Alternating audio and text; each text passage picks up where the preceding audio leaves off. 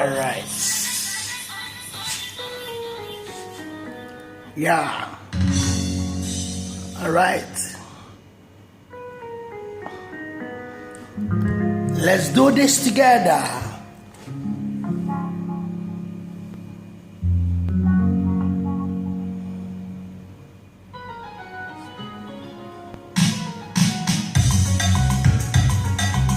All right. This is special dedication to my brothers. It is your boy, umcmusa.com. Ijelens and Ozobolo. Ana meburu bekene. Sikanje kenu munne mbuteli ken Ozobolo. Mmadụ dịka Ebubelechukwu ụzọ n'Ozobolo, Bishop Wike Wonwu, Ojuno Kemogo, Odogwu Putelike na South Africa. Ebukwa m bekene na-eje n'obi ọga ya, nke bụ ọnwa Oyoko, ọnwa Opokopo, Tony Snoop, Tony Unigwe Nuru Ezi, nwanne Adaobi Unigwe, akwagụwa gbọla ya adagị nwaanyị a na-agba Adaobi Unigwe, my brother Nnamdi Onyebuchi na-anụ maka na Ifeọma na-esi na chi. Burukwa ekene kenekwa igwe onwe mana onwe na-atụ ya ụjọ n'Ozobolo. Oh my brother.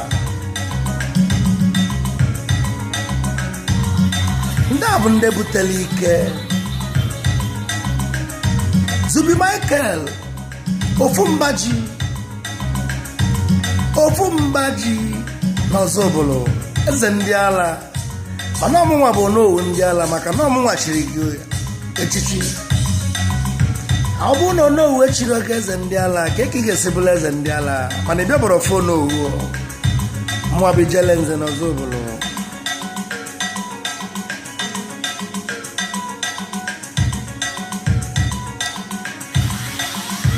Ekene m ụnụ ofufe nchọrọ ịgwa ụnụ tata bụ ndị a butere ike. Ihe ọbụla ị na-eme n'ụwa na ndị mmadụ ga-ekwulili, mana libe ego gị na ọchị gị nyere gị. Ọsọ ndị owende, ọsọ ndị owende, ọsọ bụ wefa.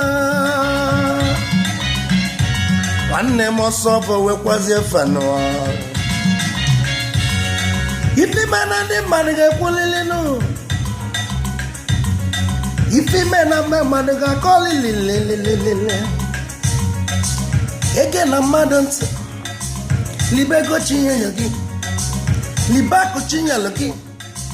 Lisibe ike. Bishop n'ịkaligo egwu. Ịkaligo kotoko. Bishop n'Ozobolo odogwu a. Ekenekwa nga odogwu.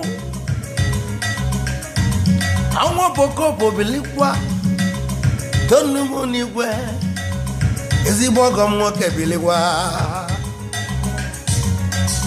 Ịbịabara fọ ọgọ gị anya, Adaobi gwa ọgọ ka ọfụma anya. Maka na sị na ọgọ bụ chi onye. Ọgọ bụ chi onye.